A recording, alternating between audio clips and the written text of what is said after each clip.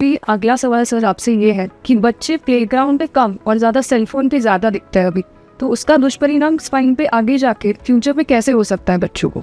So spine, cellphone and kids, अगर हम इसको एनालाइज करें तो एक्सेसिव सेलफोन यूज़ के कारण दो चीज़ें अफेक्ट होती है बच्चों में। एक तो उनका स्पाइन का स्ट्रक्चर मैकेनिकल डैमेज होता ही है।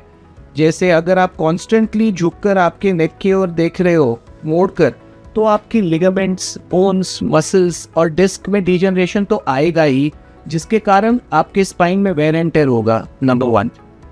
नंबर 2, उसका इफेक्ट है आपके मेंटल हेल्थ पर।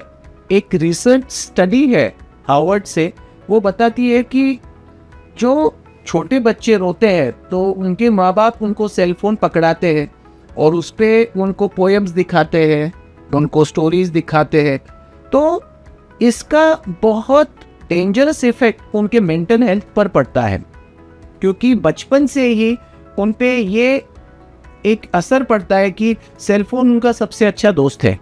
और इसके कारण जब भी उनको फ्री टाइम मिलता है वो सेलफोन सर्फिंग चालू कर देते हैं, और इसके कारण ना तो उनके कोई दोस्त बनते हैं, ना वो अपने मन की बात किसी से शेयर कर सकते हैं, ना वो ओपन ग्राउंड में जाके खेलते हैं, ना स्पोर्ट्समैनशिप आता है, ना उनके बॉडी का डेवलपमेंट होता है, ना उनके मेंटल हेल्थ का डेवलपमेंट होता है। और इसके लिए आज के जनरेशन में अगर आप देखेंगे तो डिप्रेशन, एंजाइटी, इतने प्रॉब्लम्स बढ़ रहे हैं।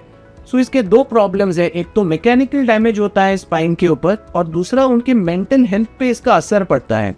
और इसकी वजह से अगर उनके मेंटल हेल्थ पर असर पड़ता है तो उनका ओवरऑल जो आगे ग्रोथ है, वेलबींग है, वो भी अफेक्ट होता है। And the current study says that minimum till 3 years of the age उनको सेलफोन भी नहीं दिखाना चाहिए। सो अगर आपको आपके बच्चों को सेलफोन दिखाना है तो minimum age they should grow up is up to 3 years of as.